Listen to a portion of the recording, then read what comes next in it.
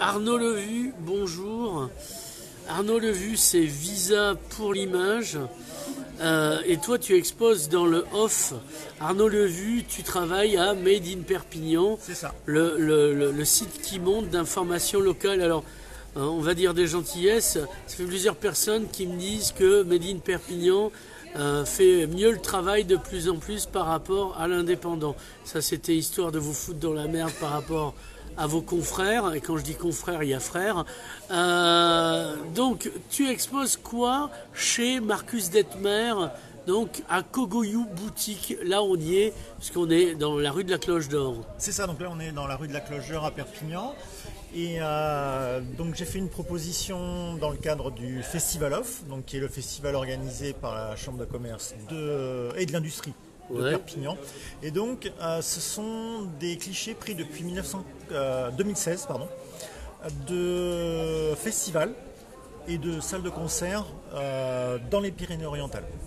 Donc en fait l'objectif de l'exposition est de rendre une sorte d'hommage à tous ces festivals, tous ces concerts, tous ces artistes. Ouais, voilà, on rend souvent hommage aux morts. Il se trouve qu'effectivement les festivals... Nous, on rend hommage aux vivants. On rend hommage aux vivants et on rend hommage à tout le milieu de cette partie du milieu de la culture qui n'a pas eu l'opportunité de s'exprimer cette année 2020 du fait des annulations à la fois des festivals et des reports des dates de concerts. Il fallait faire le Puy du Fou s'ils voulaient pouvoir s'exprimer à hauteur de la jauge qu'ils peuvent emmagasiner. Donc, toi, c'est dans le cadre de Made in Perpignan. Alors, présente-nous Made in Perpignan pour les gens qui ne sauraient pas. Alors, je vais faire juste une petite parenthèse avant. C'est pas spécifiquement dans le cadre de Made in Perpignan. Donc, j'expose en tant que photographe amateur indépendant. Made in Perpignan, j'ai plus un rôle de couteau suisse au niveau du média. C'est-à-dire qu'en fait, au niveau du média, je m'occupe aussi bien de faire des photos, aussi bien du boulot d'icono, c'est-à-dire l'illustration des articles qu'écrivent les autres. Je suis aussi correcteur, donc je passe les écrits de Maïté notamment, mais aussi de Pauline ou de Stéphane à la moulinette.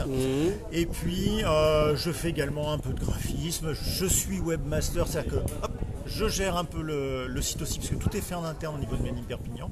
Et puis, bien sûr, la gestion des réseaux sociaux sur Instagram, sur Facebook, etc. Donc, c'est couteau suisse. Donc, couteau suisse. Donc, tu n'es pas que photographe. Non. Alors, justement, c'est quoi faire une image? C'est le moment d'en parler. C'est quoi faire une image? Comment on la conçoit? Et qu'est-ce qu'on veut dire à travers une image? Alors, l'image, je pense que c'est surtout du partage.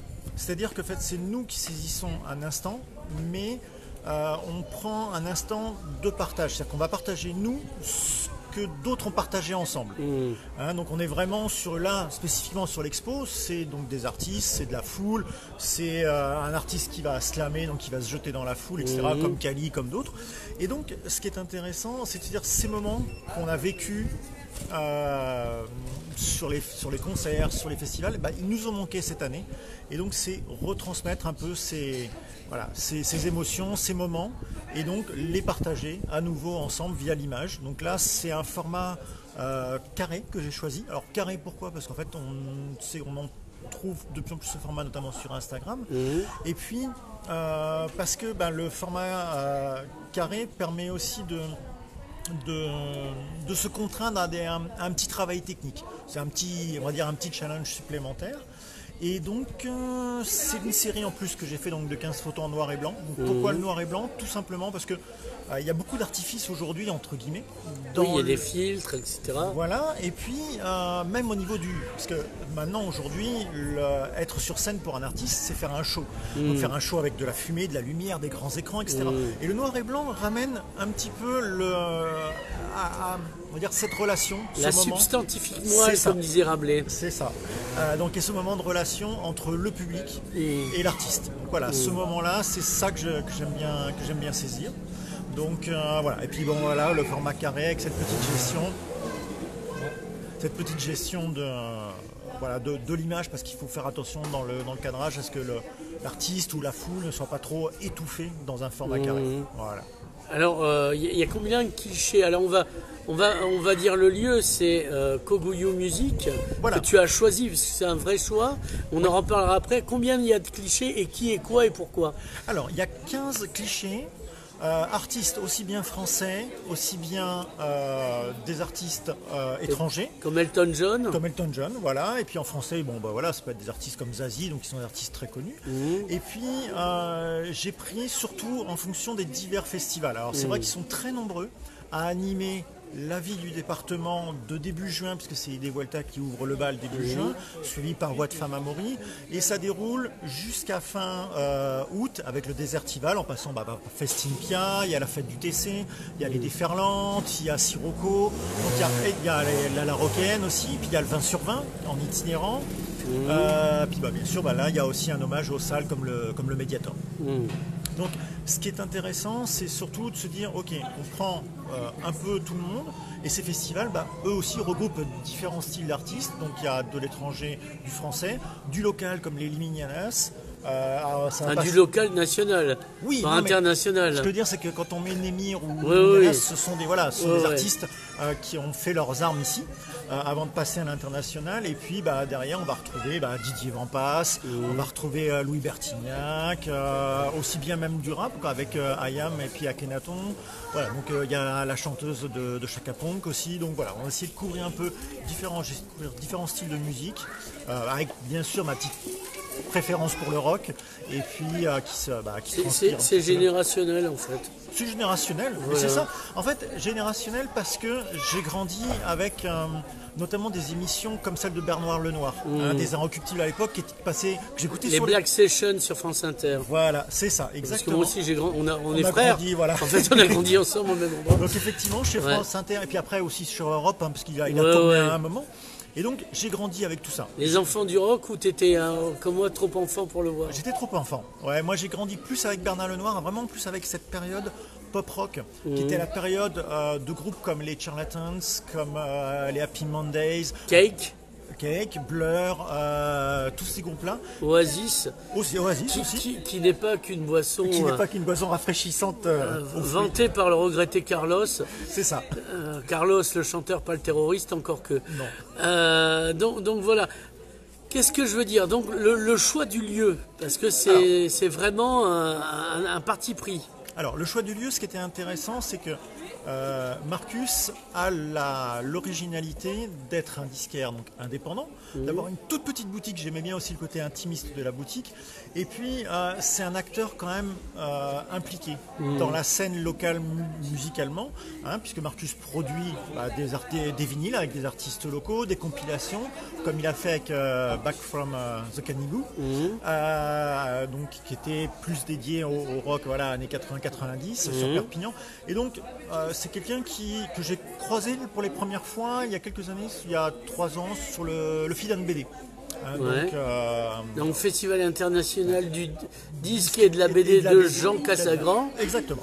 Un ami de la maison. Et donc c'était le plaisir de découvrir la personnalité de Marcus à ce moment-là, de suivre un petit peu ce qu'il faisait pour la scène locale. Et j'avais envie que ça se fasse chez un indépendant. Alors j'ai donc proposé à la chambre de commerce de faire l'exposition là-bas. Donc après, la chambre de commerce a facilité les choses en venant, se déplaçant, en voyant Marcus, en discutant un petit peu sur les possibilités d'exposition. Donc ils lui ont présenté un petit peu le festival off. Et donc ça a donné une exposition, et voilà. Très satisfait d'être là. En plus, c'est vrai que le format carré a un format un peu vinyle, donc du coup, il y a un lien, quoi. Voilà, tout ça, c'était une sorte de mise en abîme de la forme. Exactement. Alors, la question qui se pose, c'est ça dure combien de temps et c'est où l'adresse précise? Alors, c'est 15 rue de la Cloche d'Or. Parce que c'est juste derrière. C'est juste derrière, voilà. On va derrière, il y a le petit drapeau. Il y a marqué off. Marqué off. Et donc, c'est 15 rue de la Cloche d'Or à Perpignan. Donc, c'est la petite rue qui va de la mairie vers la place des Poilus, il me semble. Les dates, donc ça démarre aujourd'hui, samedi 29 août, ça dure jusqu'au samedi 12 septembre. Voilà. Marcus est ouvert tous les après-midi, 14h30, 19h. Donc vous pouvez passer quand vous voulez, et puis vous aurez l'occasion aussi de découvrir Marcus, son univers, sa passion pour les vinyles, pour les musiques aussi bien rock qu'exotiques, et c'est un personnage aussi haut en couleur avec un accent de l'Est. Alors, on va dire. Vous avez... alors là, je reviens sur Made in Perpignan. Oui. Ça existe depuis combien de temps? Made in Perpignan depuis 2016. Donc, depuis 2016, ça fait 4 ans. Ça fait 4 ans d'archives photographiques de la vie de la ville. C'est ça. Il y a une allitération V. On veut. Donc, est-ce que vous êtes tenté, vous, de faire des expositions pour que les gens aient la mémoire de ce qui s'est passé, qu'ils n'ont pas eu le temps de voir? Parce que l'indépendant le fait pas, ou peu, ils font Johnny, Dali. Et est-ce que vous, même si vous êtes jeune, vous commencez à avoir 4 ans, ça peut être intéressant, notamment vous avez sûrement la campagne des municipales, vous aurez les départementales, et vous avez des moments comme ça de la vie. C'est très intéressant parce qu'effectivement, ça fait partie des projets qu'on a.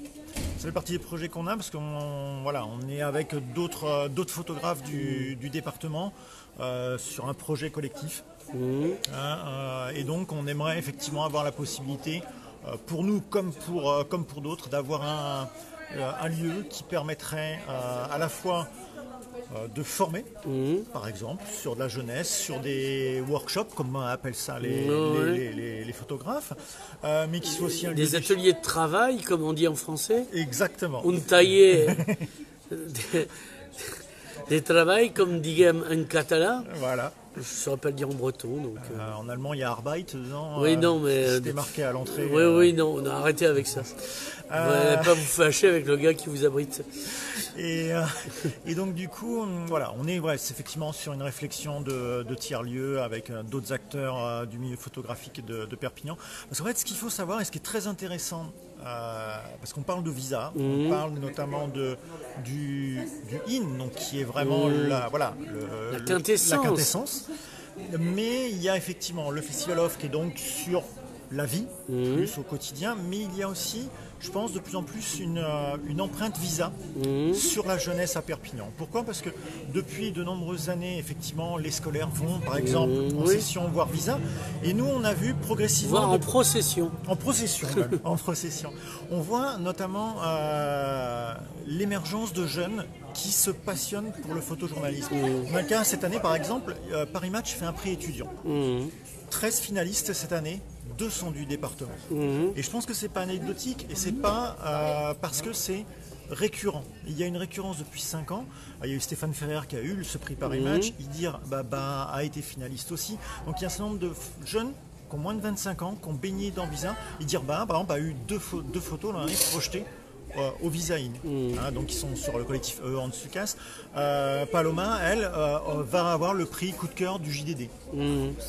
Ça reste de la PQR, mais elle a un peu plus de 20 ans, elle a le bac en poche, elle part avec son sac à dos faire le tour Togo, etc. Elle revient avec des photos et des magnifiques. Elle repart à faire un truc sur les catacombes à Paris. Enfin, je crois que petit à petit, c'est imprégné culturellement sur une partie de la jeunesse, cet esprit Visa. Et on le retrouve notamment dans les sélections, dans les prix, Il y a quelque chose qui s'est fait. Peut-être une génération Jean-François Leroy, peut-être. Fils de Leroy, comme on l'appelle. Fils de Leroy, voilà. Petit prince, donc. C'est ça. Donc, l'idée, c'est aussi... est-ce que, avec le flot d'images sans cesse partout, images partout, justice nulle part, aurais-je tendance à dire, est-ce que, finalement, la photo est encore le bon média pour communiquer? Ou est-ce que les gens ne veulent pas être informés, donc ils ont besoin de divertissement, donc ils préfèrent la vidéo? Je sais pas. Je pense que techniquement, les deux supports se prêtent à l'information. Aussi bien la photo que la vidéo. Après, je crois que c'est plutôt le fond et ce qu'on cherche à en faire. On peut avoir des très beaux reportages vidéo, comme des trucs complètement abracadabrants et sans fond ou sans intérêt. Et idem en photo. C'est vrai que... Et est-ce que le photoreportage, ça n'est que de la culture? Bien sûr que non. Bien sûr que non. Aujourd'hui, c'est tout à fait l'inverse. Aujourd'hui, c'est une forme d'écriture. la photo est devenue une forme d'écriture. La narration, aujourd'hui, quand on prend une exposition comme Visa, vous avez la narration d'introduction qui pourrait se comparer en termes d'écriture à un chapeau, voilà ce qu'on appelle le chapeau. Et puis viennent petit à petit les photos déroulées avec une légende. Et voilà, les photos parlent. Les textes accompagnent, peuvent permettre un peu de mettre en circonstance, de bien comprendre, parce qu'une image peut aussi sortir ce qu'on veut. Faire dire ce qu'on veut, c'est ça. J'avais une très mauvaise blague à ce propos. Il y avait l'année dernière, Place Rigaud, une expo sur les migrants sur des bateaux. Ouais. Donc j'avais en face de moi un militant pro-migrant. Je lui dis, là tu dramatises, mais tu changes la légende. Et on a un message d'espoir. C'est ça. J'ai dit, tu mets premier congé payé en Afrique et tu vois que de suite, ça dédramatise le sujet. Mais c'est tout à fait ça. Il y a eu des exemples en plus très concrets ces derniers temps. Par exemple, je ne sais plus, c'était l'an dernier ou il y a 2 ans, avec le prince Harry qui sortit de sa voiture, fait un salut à la foule. Et il y a 2 clichés qui sont pris au même moment, sous 2 angles différents. Et voilà, les 2 photos ne disent pas la même chose si on les sort de leur contexte. Donc je pense qu'effectivement, la narration par la photo peut se faire et tout reste à inventer, même dans le domaine du numérique, c'est-à-dire qu'on a classiquement une culture de la narration via le photoreportage à travers des grands magazines comme Géo, même qui font dans la partie qui les concerne. Mais on peut trouver aussi aujourd'hui des formats d'expression à travers la photo sur le numérique, donc sur Internet aussi. Mais il y a beaucoup de choses encore à inventer de ce côté-là, je pense. Donc, Arnaud Levu, alors on va rappeler avant de terminer où qu'elle est, quand qu'elle est. Et puis on va donner l'adresse de Made in Perpignan parce que ça vaut la peine. C'est une belle table. C'est ça. Alors on est donc rue de la Cloche d'Or. C'est ça. Et donc l'exposition est chez Courieux Musique, donc c'est au numéro 15, à Perpignan bien sûr.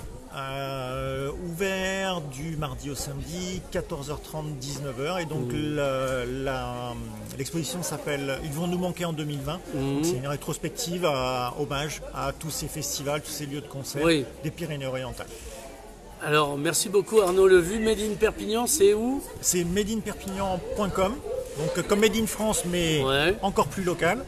Et donc sur les réseaux sociaux, sur Facebook Made in Perpignan et également sur Twitter, sur Instagram. C'est un peu partout. Merci beaucoup Arnaud. Avec plaisir Nicolas.